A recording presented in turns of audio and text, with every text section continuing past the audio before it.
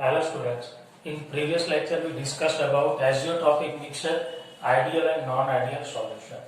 आज हम डिस्कस करने वाले नॉन इलेक्ट्रोलाइट एंड इलेक्ट्रोलाइट, जो कि आगे जाके सॉल्यूशन का सबसे मेन पोर्शन है कोलिगेटिव प्रॉपर्टी। इसके लिए ये इम्पोर्टेंट है।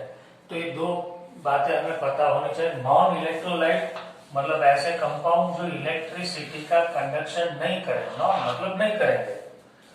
डिफाइन कैसे करें? तो जिस कंपाउंड का वाटर में डिसोसिएशन या तो एसोसिएशन नहीं होता हो, the compound which does not go undergo dissociation और एसोसिएशन, मतलब ऐसे कंपाउंड जो वाटर में जाके अलग नहीं हो जाए।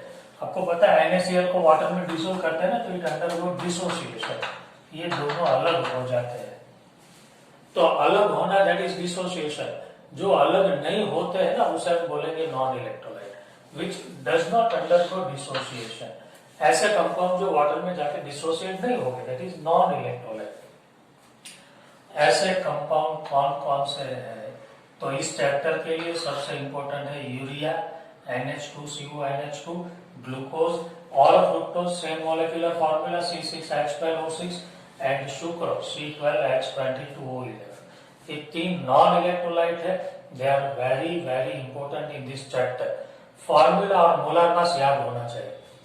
ये हो गए नॉन इलेक्ट्रोलाइट जो डिसोसिएट नहीं होंगे, मतलब आयन नहीं बनाएंगे। अब जब आयन ही नहीं बनाएंगे तब इलेक्ट्रिसिटी का कंडक्शन नहीं होगा, obviously, because conduction of electricity is due to the ions. So solution के अंदर ये डिसोसिएट नहीं होते। जिसका डिसोसिएशन नहीं होगा वो नॉन इलेक्ट्रोलाइट, जिसका डिसोसिएशन होगा वो इलेक्ट्रोलाइट। विच अंडरगो डिसोसिएशन देखिए, जनरली NaCl अंदर जाके क्या होता है, डिसोसिएट।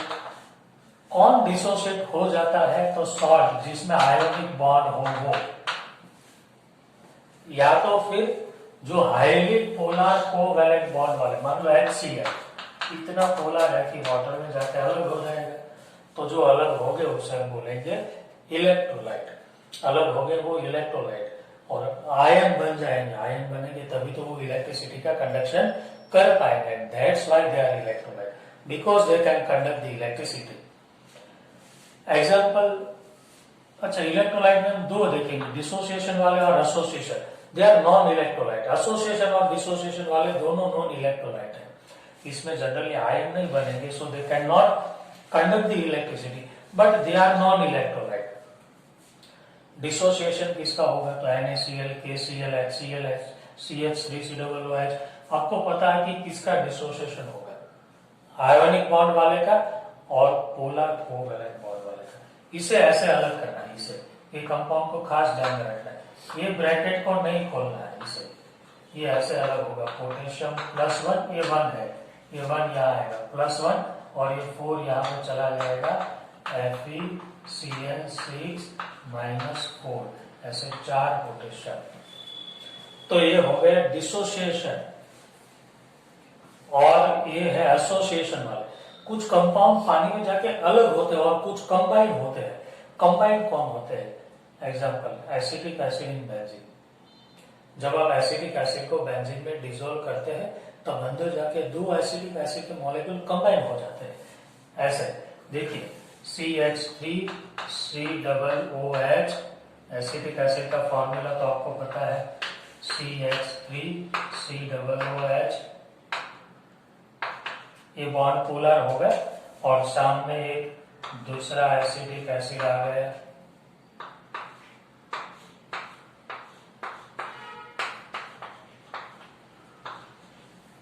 ये तो दो एसिटिक एसिड आपस में हाइड्रोजन बॉन्ड बना लेंगे, और इसे हमने बोल दिया एसोसिएशन। दो कंबाइन हो गए, दैट इज कॉल्ड एसोसिएशन। दो कंबाइन हुए ना, सो इट इज कॉल्ड डाइमर। तो एसोसिएशन किसका होगा? खास याद रखना है, MCQ में पूछ लिया जाए किसका एसोसिएशन होगा। तो acetic acid similarly benzoic acid, benzene के ऊपर COOH, ये दोनों को आप बेंजीन में डिसॉल्व करेंगे तब दो एसिटिक एसिड कंबाइन होकर एक मॉलिक्यूल बना लेगा, और दो बेंजोइक एसिड कंबाइन होकर एक मॉलिक्यूल पूरा बना लेंगे, मतलब उसका एसोसिएशन होता है। तो जिसका डिसोसिएशन या एसोसिएशन नहीं होता हो वो नॉन इलेक्ट्रोलाइट। और इसमें डिसोसिएशन या एसोसिएशन हो जाएगा, दोनों याद रखना। डिसोसिएशन वाले तो ऑलमोस्ट सॉल्व होते वो आपको पता है, एसोसिएशन वाले दो केस याद रख लेना। कभी कभी फिनॉल का भी एसोसिएशन आपको दिया होगा, बट क्वेश्चन में बोल दिया होगा, तो इसे नोट कर लीजिए। आगे बहुत ही इंपॉर्टेंट टॉपिक हम स्टार्ट करने वाले हैं। Okay, let us start the very important and main topic of this chapter, which is solution colligative properties. इस चैप्टर का सबसे मेन टॉपिक, चैप्टर का नाम ही वही है, सॉल्यूशन एंड कॉलिगेटिव प्रॉपर्टीज। तो कॉलिगेटिव प्रॉपर्टीज का हम आज स्टडी करने वाले हैं। कॉलिगेटिव प्रॉपर्टी का डेफिनेशन क्या है? तो the property which depends upon number of particles, means number of mole या नंबर ऑफ पार्टिकल।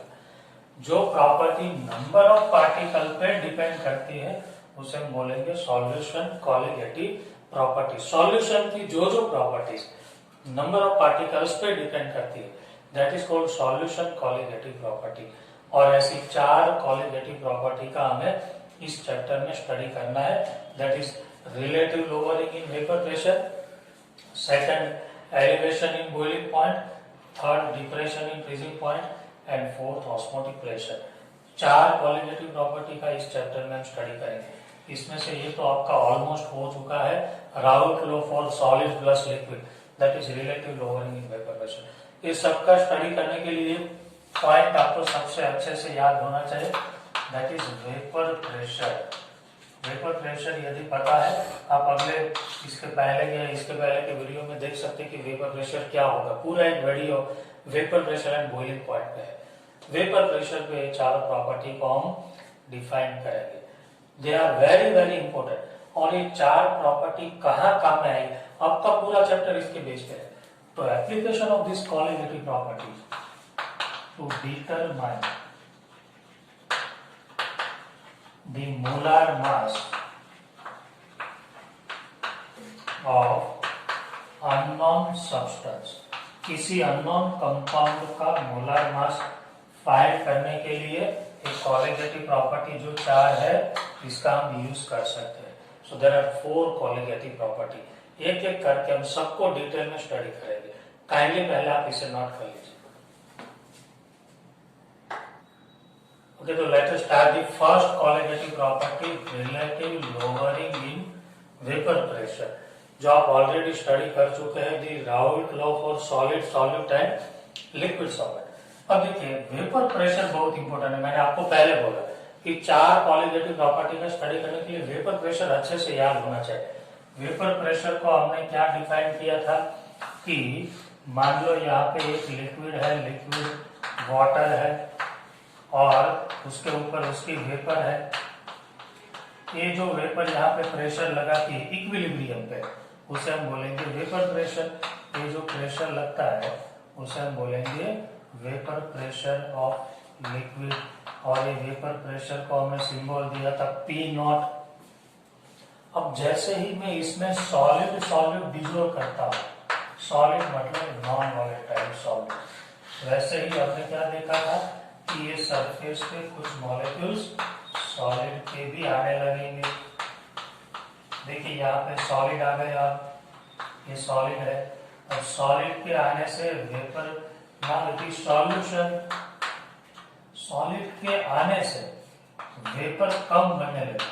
याद रखना, we are talking about solid, solute and liquid solvent only. Vapour कम बनी तो वेपर प्रेशर क्या हो गया, डिक्रीज, पहले से कम, दैट इज लोअरिंग। अब कितना है ये सॉल्यूशन के वेपर प्रेशर को क्या बोलते हैं पता है, P। तो कितना डिक्रीज हुआ, तो पहले P0 था, अब P हो गया। Not lowering, it is lowering, just decrease हुआ, बट रिलेटिव मतलब पहले की कंपेयर में मतलब P0 कितना डिक्रीज हुआ। हमने राउल्ट लॉ में देखा भी था कि it is equal to mole fraction of solute. और मोल फ्रैक्शन का मतलब क्या होता है, N2/N1 प्लस N2। और ये N2 को हम नेग्लेक्ट करते थे because solution very diluted. So P0/P/P0 is equal to N2/N1।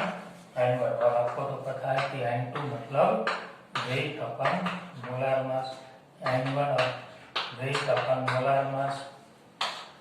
आपको वाटर का मोलर मास तो पता ही होता है, ये वाटर का मोलर मास तो पता होता है, सॉल्वेंट का वेट भी पता होता है, सॉल्वेंट अननोन है उसका वेट हमें पता है, ये दोनों हम मेजर कर लेंगे तो इसका मोलर मास हमें मिल जाएगा। और यही तो कॉलिगेटिव प्रॉपर्टी की एप्लीकेशन है, we can measure the molar mass of any unknown solid. हम इसे पहले मेजर करके यहाँ पे लिख दे, फिर इसे डिसोल्व करके इसका वेट यहाँ पे लिख दे, इसका मोलर मास यहाँ से मिल जाएगा, ये फिर हम मेजर कर लेंगे इंस्ट्रूमेंटल मेथड से, तो we can measure the molar mass.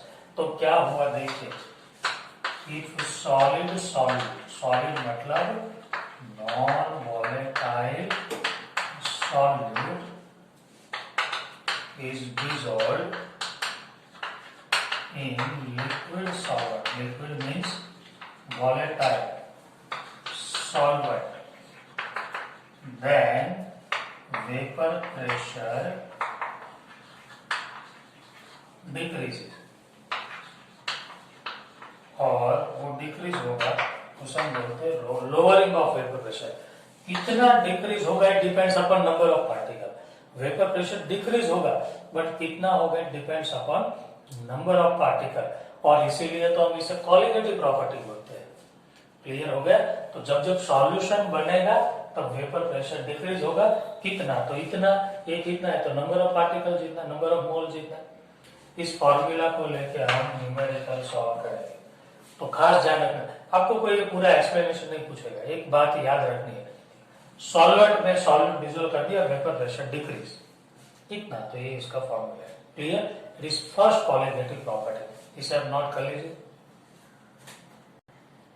Okay, तो second colligative property is elevation in boiling point. First colligative property हमने क्या देखा, relative lowering in vapour pressure, मतलब जब सॉल्वेंट में से सॉल्यूशन बना तो वेपर प्रेशर डिक्रीज हुआ।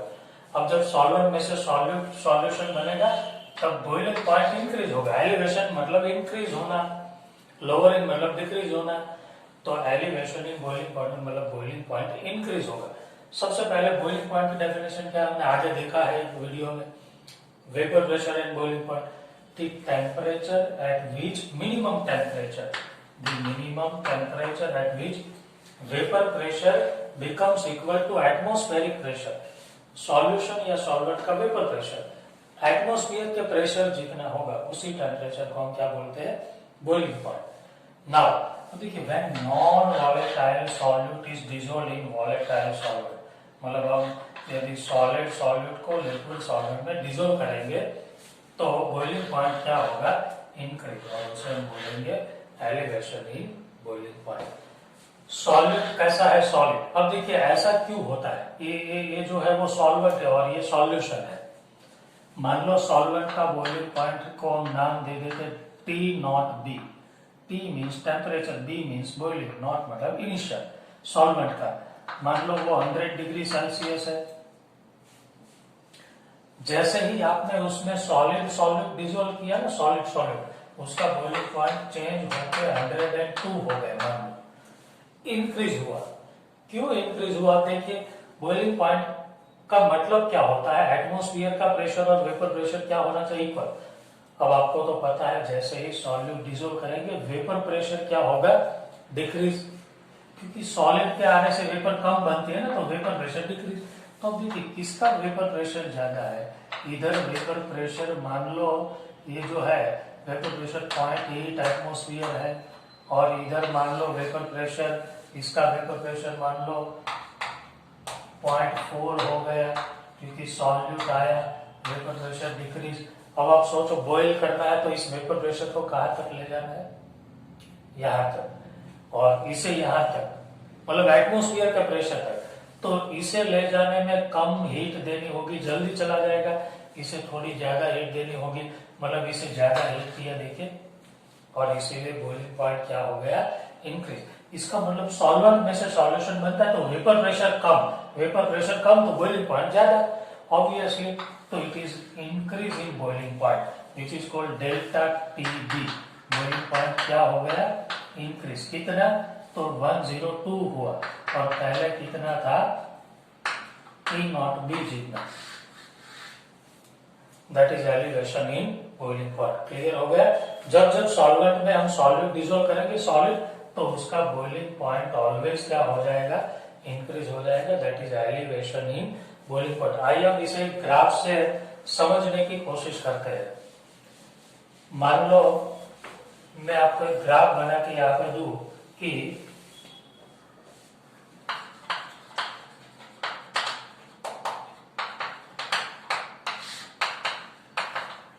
वेपर प्रेशर का और टेम्परेचर का हम ग्राफ बनाए। Vapour pressure and temperature. आपको तो पता है कि टेम्परेचर इंक्रीज करने से वेपर ज्यादा बनेगी तो वेपर प्रेशर इंक्रीज होगा। तो सपोज मैं इसकी बात कर रहा हूँ, ये temperature increase, vapour pressure increase. देखिए टेम्परेचर इंक्रीज हुआ, vapour pressure increase. It is for pure solvent. We are talking about pure solvent. जैसे जैसे temperature increase, vapour pressure increase. अब मैं इसकी बात कर रहा हूँ, इसे भी हीट करेंगे तो धीरे धीरे वेपर प्रेशर इंक्रीज होगा। बट सॉल्यूशन का वेपर प्रेशर कम होता है ना, तो इसका ग्राफ नीचे मिलेगा मुझे। ये वेपर प्रेशर ऑफ सॉल्यूशन, इसका ग्राफ यहाँ पे है। It is solution. कौन से सॉल्यूशन की बात कर रहे हैं? सॉलिड प्लस लिक्विड के। अब देखिए मान लो ये वेपर प्रेशर, ये 1 एटमोस्फियर है। एटमोस्फियर का प्रेशर कितना है? 1 तक ले जाना होगा बॉइल करने के लिए। तो कौन पहले चला गया 1 तक? देखिए आप ग्राफ से 1 तक कौन पहले चला गया? तो सॉल्वेंट पहले चला गया। मतलब सॉल्वेंट इतने टेम्परेचर पे 1 एटमोस्फियर तक चला गया। 1 पे जाना मतलब बॉइल होना ना, तो पहले सॉल्वेंट गया। It is the boiling point of solvent और इसे हम बोलेंगे P not B, boiling point of solvent. और देखिए इसे जाने में ज्यादा टेम्परेचर लगा सॉल्यूशन को। ये बॉइलिंग पॉइंट है सॉल्यूशन का TB और that is the difference delta TP। किसका ज्यादा हुआ? सॉल्यूशन का। सॉल्यूशन का बॉइलिंग पॉइंट क्या होता है? ज्यादा। It should be clear from graph. ये ग्राफ से आपको क्लियर होना चाहिए कि boiling point of solution increases. अब कितना इंक्रीज होता है? तो एक एक्सपेरिमेंट से पता चला कि बॉइलिंग पॉइंट इंक्रीज होता है तो कितना इंक्रीज होता है? फ्रॉम एक्सपेरिमेंट बॉइलिंग पॉइंट जो इंक्रीज होता है it is directly proportional to molality, small है। और मोलालिटी को रिमूव करने से ये हो जाएगा, एक कांस्टेंट आ जाएगा Kb। और आपको तो पता है कि मोलालिटी का फॉर्मूला क्या होता है? W2 into 1000 अपन M2 into W1। ये और ये दोनों इक्वेशन आपको अच्छे से याद होने चाहिए। बॉइलिंग पॉइंट इंक्रीज होगा बट कितना? तो it is directly proportional to molality. ये तो पता है कि डेल्टा TB क्या है? Elevation in boiling point, that is delta TB minus T nought B। ये क्या है? बॉइलिंग पॉइंट ऑफ सॉल्यूशन और ये है boiling point of solvent. It is delta TB। Kb क्या है? तो इसे हम बोलते हैं molal elevation constant. Molal elevation constant Kb। और इसे बोलते हैं हम इब्यूलोस्कोपिक कांस्टेंट। ये जो Kb है उसे हम क्या बोलते हैं? इब्यूलोस्कोपिक कांस्टेंट। दूसरा, ये जो Kb है उसका यूनिट क्या होता है? तो Kb का यूनिट होता है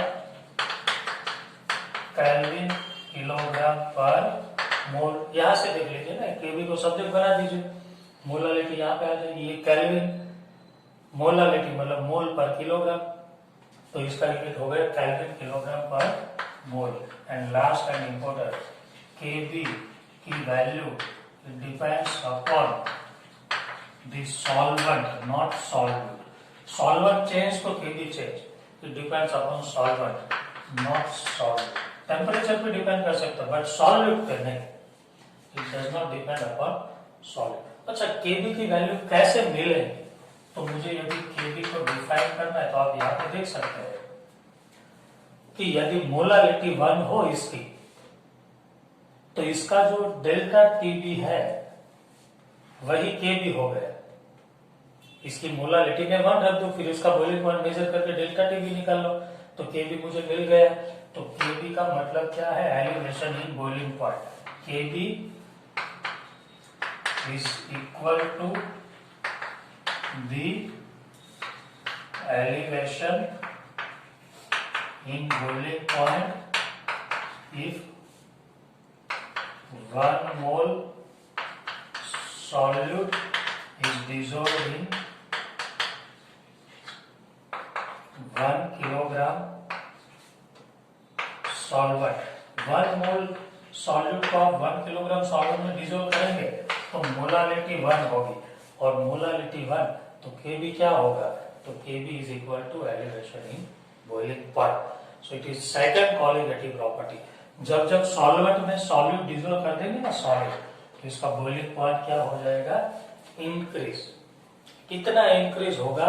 तो केबी इंटू एन जितना। इस फॉर्मूला को आप याद रखेंगे, इसे लेके हम न्यूमेरिकल सॉल्व करेंगे। That is all about elevation in boiling point, और इसे आप नोट कर लीजिए।